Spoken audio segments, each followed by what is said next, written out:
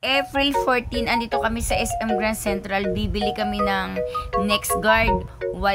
Mura nga dito, 800 ang isa eh. 8 piraso para sa mga aso kasi nagkaroon sila ng kuto. Dito na rin ako bibili ng dugpod. Pedigree. Yung pedigree dito eh, 3,890. Yung 20 kilos.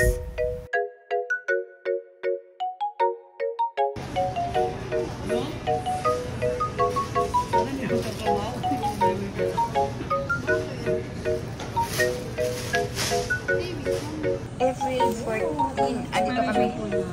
October 2020. Andito kami sa SM. Ito, bumibili kami ng NexGuard.